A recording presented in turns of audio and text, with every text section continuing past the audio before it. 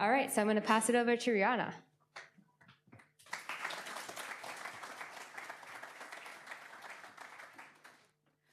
Hello. Yep.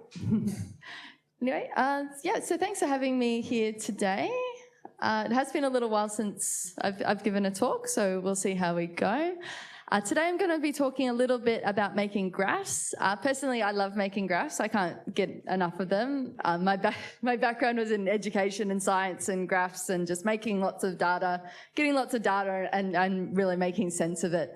So I've been really happy that the last few projects I've been working on have been projects where we needed to do that, where we needed to get a lot of data and we needed to show it in a really nice way.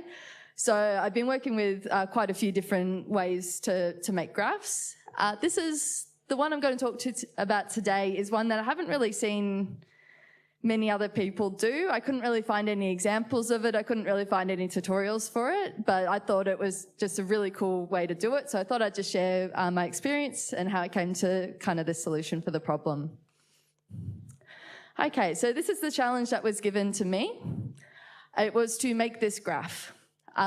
Designer gave us this graph and was like, make this graph.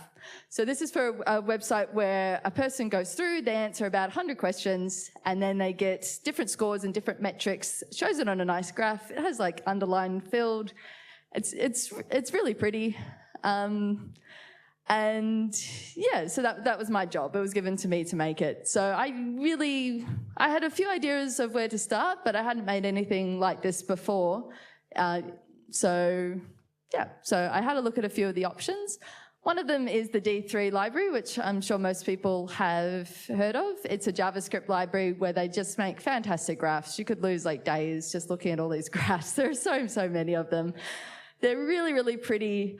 They are very JavaScript heavy and documentation is a little hit and miss, and so it can be quite hard to make a graph. They also move around a lot, which is really cool, but for this one we just wanted a static graph to just show some data, and we wanted it to be quite customizable because we really wanted it to match the design exactly.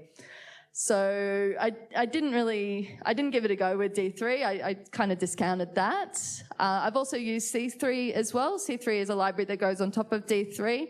But again, I found it really hard to customize. If you wanted custom graph lines, if you wanted custom labels, if you wanted your labels to be links, it was just really, really hard to kind of, make it do what it didn't want to do. And so I kind of put that to one side.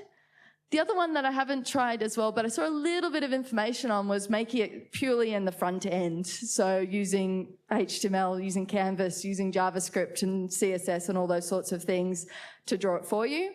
So that looked quite promising as well, but then I realized I'd have to do a lot of maths in JavaScript, and that sounded very painful. So I decided not to do that, and instead to look at making SVGs.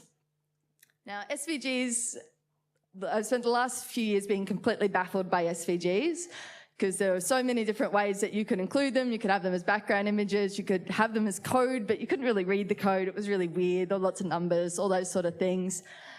I did make an SVG graph before this one, and it was just a nice little circle, and it filled in the circle part of the way. And so I thought that was a really good starting point. It kind of demystified it a little bit, so I thought I'd go from there. So this was my plan. It was to get Ruby to do all the maths, because Ruby is comparatively quite good at maths, which was really useful because there is a little bit of maths involved, just a warning. And then I was going to use SVG to actually draw the graph. So to draw all the lines, draw all the circles, fill in the colours, all that sort of thing that SVG is really good at. So part one was to find a tutorial to tell me how to do this. So I had a look, and there really wasn't much out there. This one was the closest one I found, which, as you can see, is actually pretty close. So I was really happy that I found this one. So I'll share the slides a bit later, so feel free to check out the link and check out the tutorial. It was really good at it. So very close. So I basically copied exactly what they did. I followed the tutorial.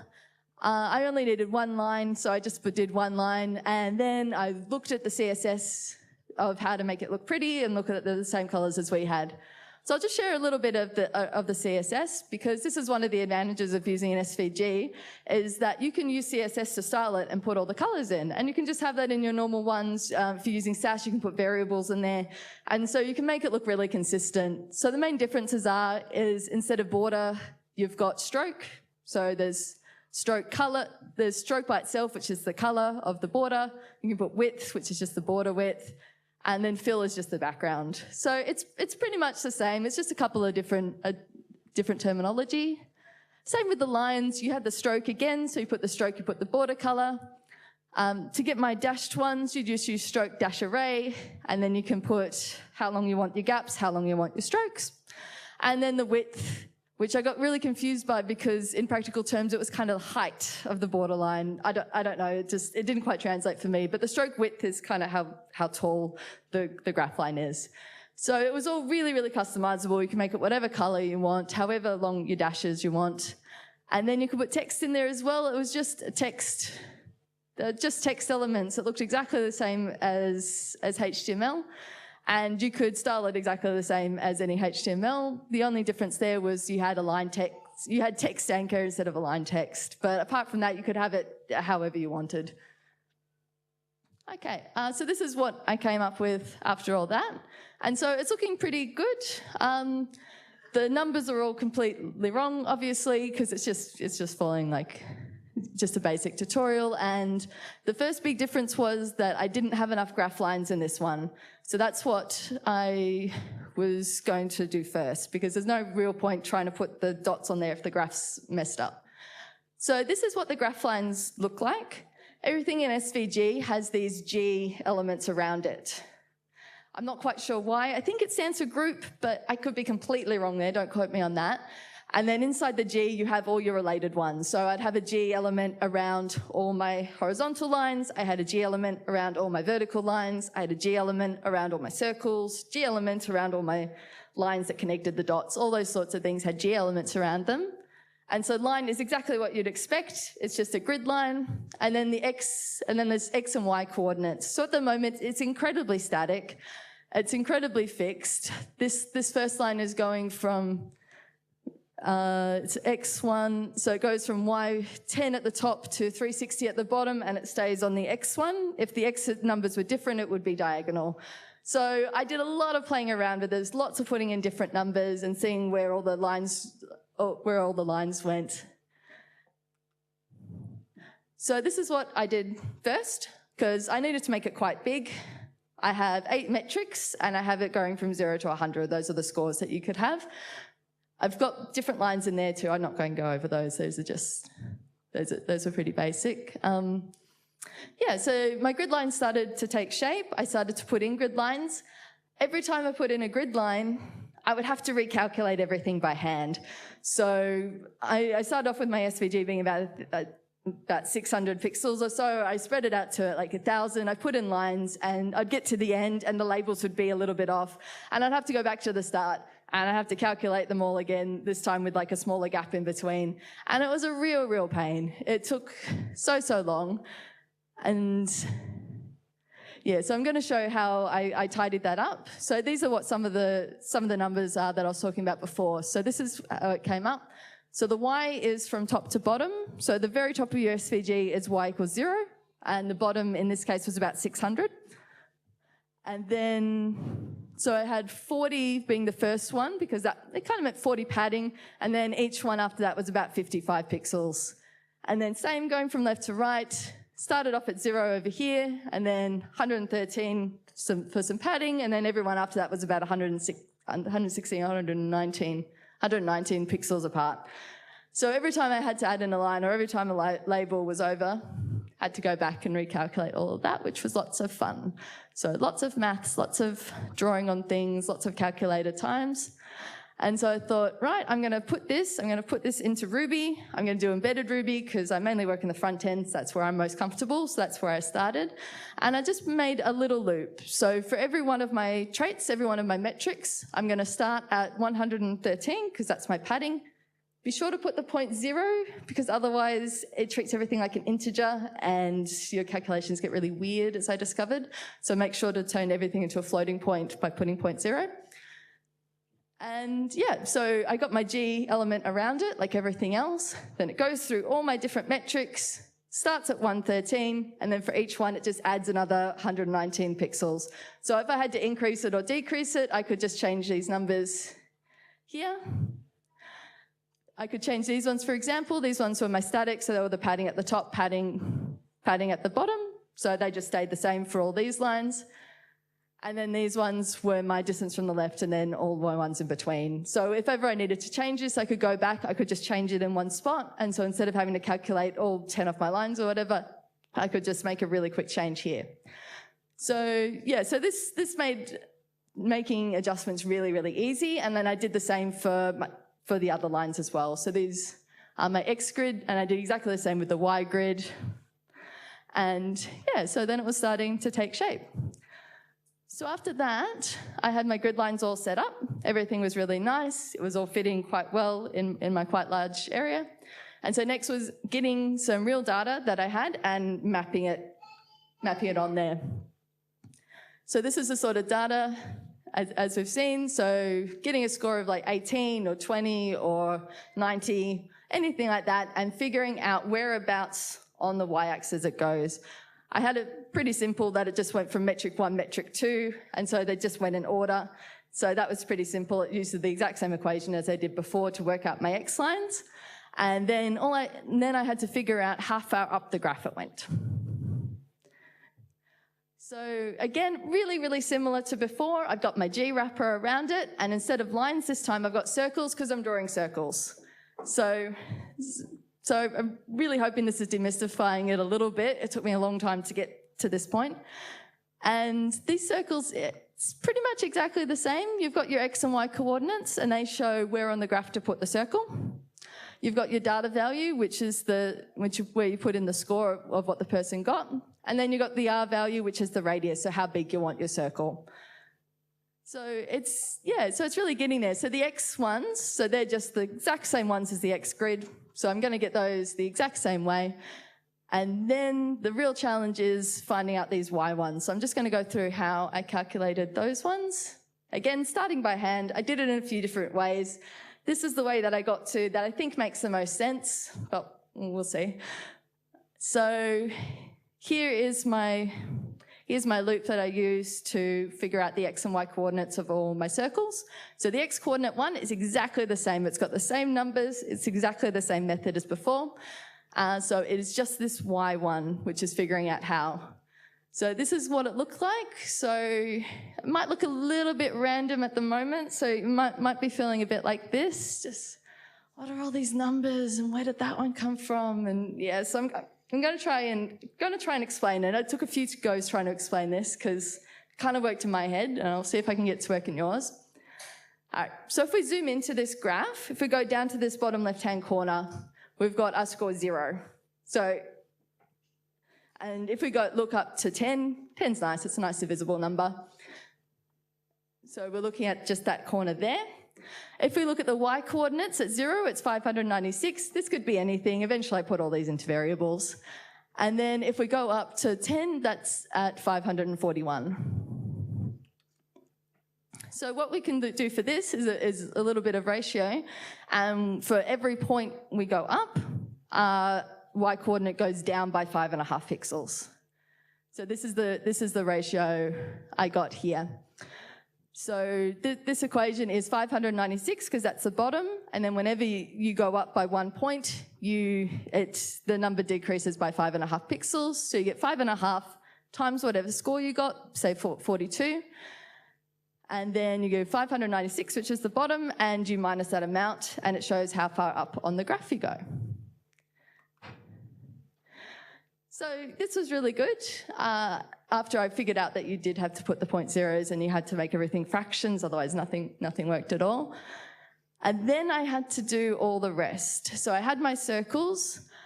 The one thing that I found the SVGs didn't have was they didn't have box shadows on my circles. So I had to do a circle, and then behind that a slightly bigger circle, which was the box shadow. So those are actually two circles, so I had to do that one again. Then I had to do the line, so it's pretty much the same except it's called a polyline, and that goes up and down all the way through connecting the dots. And then I had to do the area under the graph, which is a path element. Now these are all using pretty much identical calculations. So every time I was going through by hand, I was changing the exact same numbers again and again and again. And so it just took a little bit of time to figure out the pattern. And then I was able to apply the same formula everywhere. But I was still doing this by hand. I was still doing this in the view, and it was getting massive. My graph calculation, there was so much embedded Ruby in there. There was so much repeated code, and so much of it was doing the same thing. It was just figuring out like the X gaps. It was figuring out the Y things. I had hard-coded things in there, and it was getting really, really messy. So it came to a point where I had to move it somewhere else, and so I moved it into a presenter. If you haven't used a presenter class before, I hadn't used a presenter class before. Basically, it takes the role of a controller in the model view controller. So you can use a presenter. The other type, I think, is called a decorator, which I've used a little bit before. I think you use these ones when you're doing kind of more front-endy stuff. I mean, this was just data that the person was entering. They would see the graph, and then that was it. We weren't really storing the data or anything. It was just kind of one-off graphs that we were creating for people. So that is why I think we used a presenter instead of controller. But why we didn't use it instead of a decorator, basically because of this guy, Ryan Bates. I was working with him on it. He does Railscast, and he was looking at my code, and he's like, hey, put it into a presenter. And I'm like, yay, what's a presenter? So I Googled presenters, and the first thing that came up was his Railcast on it. So I really suggest you check it out if you want to learn more about presenters. I think the main thing was getting it out of the view, because it really did not belong in the view. It was way too much. It was way too much to be in there. So I moved it out of a presenter with Ryan's help, which he was really nice about, which was good. So they just go into a presenter file. You just give it a name, just like anything else. So this is what we kind of had to write to get it started. I didn't write this part. I got given this part. I wrote the maths part instead. But it gets it and it builds it and it renders it, and you point it to your partial, which you're rendering. So in this case, it's a graph partial. And then you chuck this into your show HTML, graph presenter, new. You put in your what they call variables. You put in or your data, and you put render, and then it renders your nice partial in the page using the presenter. So then this is the sort of code now I was getting in my graph partial. So instead of having the big G's and having the loops and having all the bits and pieces and then having to define all my variables at the top, I just had graph, which was back here, because it's view, render, results, graph, self. So that means everything in the partial now is graph dot something. So graph dot grid lines, graph dot data points, graph dot eventually like width, height, labels, anything that I made a method for in the presenter, I could call in the view by just putting graph dot. So it cleaned it up really nicely. You could see what was going on, which was really good. And then my Ruby code also cleaned up a lot nicer, because instead of having to repeat myself a lot, I could put it into methods and I could use those in a variety of places. So this is my new method, which I use to make grid lines. So it's pretty much exactly the same, except I've just put things into fancier names. So I've put my top border into a name, my bottom border into a name, and my x coordinate 1 I've put into put into an equation, and I put all variables. And so now it is calculating everything on the fly. So I can change the width, and it will go through and it will figure out how far apart, and it will figure out that there's 8 grid lines and they need to be so far apart in order to fit in and still have my padding around it. And then the data points. So the data points one, I'm using the exact same one as I was using to do my grids, my x coordinate one. And then I've just put in a score coordinate one as well. So these are just made view.tag.circle, so it's just making a circle one. So that's all these ones are doing. They're making circles, they're making lines. It's the exact same elements we were seeing in the SVG, except now we're getting Ruby to make them for us. So this is exactly the same as well. I put all of my equations into the Ruby code so I could call them multiple times throughout for all my different bits and pieces. I could put everything into variables, and then it would just draw it all for me. So whenever I put any data in, it could figure out where it goes, it would figure out where the line was, it would figure out how to draw things underneath. I could get rid of one of the traits, I could add a trait, and it would redraw it, and it would figure out the distance between everything, and it would figure out how far up everything would go. I could change my left-hand side. I could have it from 0 to 50. I could have it going up by 20s instead of 10s, or 5s instead of 10s. And because I put everything into equations and I put everything into variables, it became just so easy to change and update, and it became very responsive as well.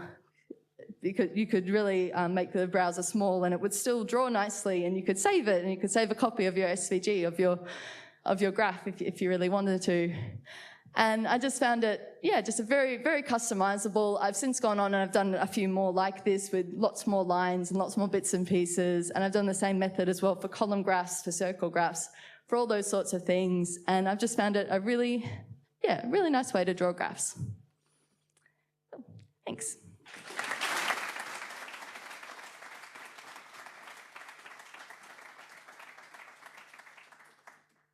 Do you have time for questions? Yep. Hi. That was awesome. That was really cool. When you did come to responsiveness, was that just taking a viewport size or something like that and throwing it into the main X and Y equations and such? Or how did you actually implement the responsiveness? I was wondering that the whole time while I was watching the pixels. I did it a couple of different ways. So I'm trying to remember the way that I landed on. One way was that I actually made it so that when you rendered it, you could put in, as well as self and traits, you could put in the width and the height, and they could actually go through. So if you wanted a smaller one, you could make a smaller one. I think the rest I actually did in just CSS. So I can bring it up because I can't quite remember. Yeah, if I can get out of this one. Yeah, so it's exactly the same as resizing any image. So you can put in like a maximum height and width 100%, and then as you scroll it down. So this is the graph. So this is the assessment that we made. A few more questions. As you can see, lots and lots of questions. I don't know what these questions are. I made this website, but there's just too many questions. So it does nothing with these answers either. I don't know why they're here. So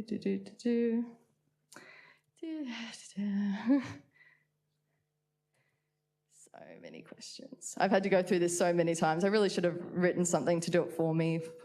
I feel like a bad programmer. I'm not lazy enough. Yep. All right.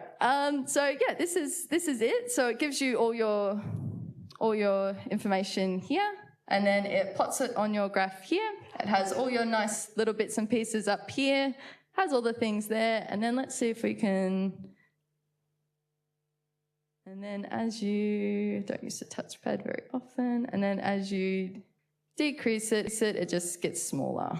So you can still kind of read it. It's a bit tricky on mobile. I think if I was gonna, if they cared a little bit more about mobile view, I'd make it just render a slightly different one with different attributes. But there was a few different ways you could do it, but it's just the same as making any image responsive, really. Any other questions?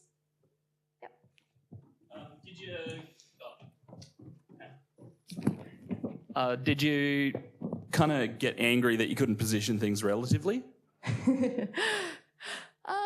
Not really. I didn't really expect to be able to, I guess. I was just working purely from the SVG tutorial and making it do that but better with Ruby bits and pieces. So, yeah, not really.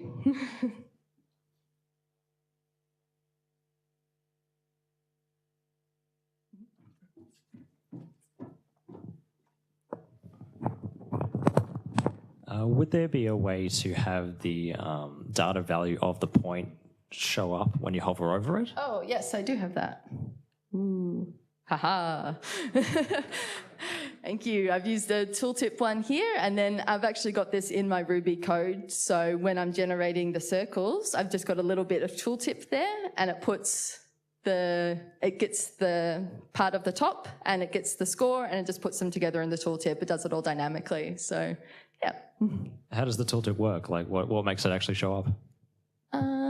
I used a library for that, a JavaScript library. So I'm trying to remember what it was called. I think it was called tooltipster.js, if I remember correctly. It was really, really good. It was the best one I found. Tooltipster.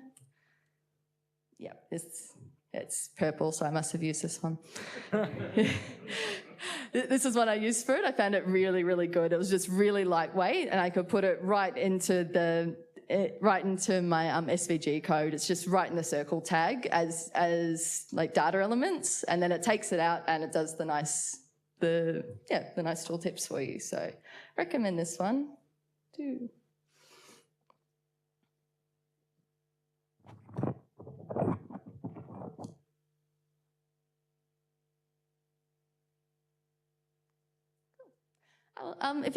One more. So how long did all this take to do? That's a good question. It was actually really quick when I got started. The tutorial, which I really recommend checking out if you want to write an SVG, was really good. And then I had Ryan who helped me get it into a presenter. So I think it only took me probably about a week to do and to refine and to... It's been refined since a few times. Other people have had to go fixing it up. So, yeah, I think it was about a week.